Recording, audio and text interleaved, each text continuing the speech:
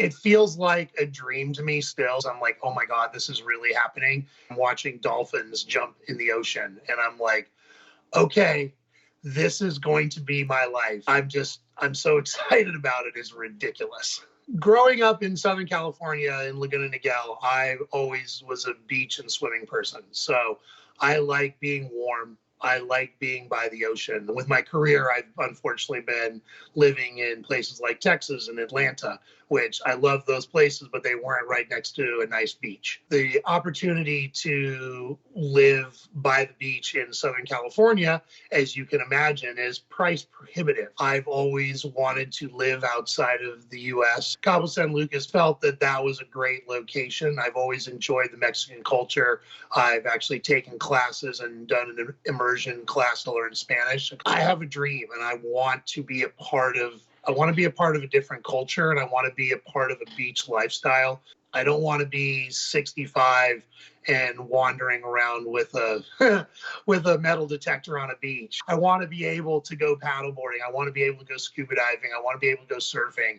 I want to do that now. One of the great things about being able to work remote is being able to remote. You can live anywhere. I do corporate events for a company called StubHub. I haven't worked from an office in about 7 years. Being able to telecommute means I can start to live my dream earlier. I was like, I need to be in a place that is still on the same American time zones, which is tough because, you can't go, hey, I'm going to go live in Japan now. Well, that's not really going to work with the time zones. Looking into Mexico and Cabo in particular, you get kind of the best of both worlds. Cabo San Lucas is growing, but it is nowhere near really developed yet. I want to get ahead of the curve and ahead of the build, right? It took me, about a month to figure out, could I really make the finances work?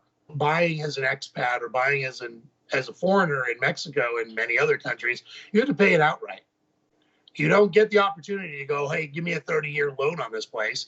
Because if there was, then I would have had one already. Moving to a whole different country is not just a walk in the park. It's not like moving across the street. But you know what? Part of that adventure is actually exciting to me. There's going to be some sacrifice on my end. I'm giving up my apartment in Southern California. I'm actually going to move in with one of my parents for 6 months. As hard as it is to say at 48 years old, hey, I'm going to go move in with my dad for 6 months.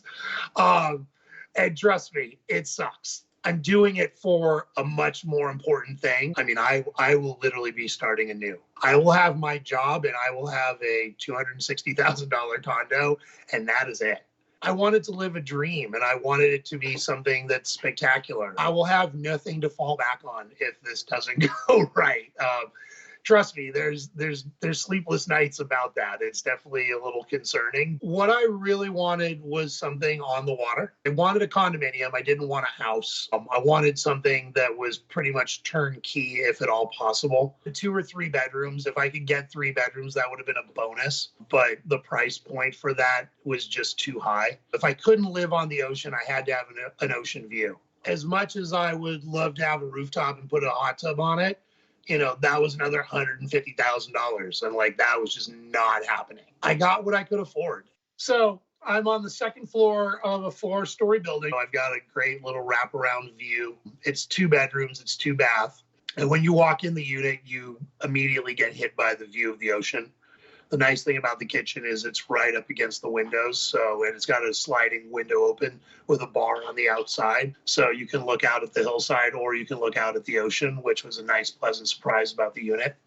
From what I've heard, a lot of people will be coming to visit me. So, and unlike everyone else on House Hunters, I didn't buy an extra bedroom for all those people. Then if there's too many of them, they can just go get a hotel. There's something about sitting on a patio, looking out over the ocean and watching a sunset or just taking in the water, knowing that I can do that every day and not just, for a week or 2 a year. How could I not?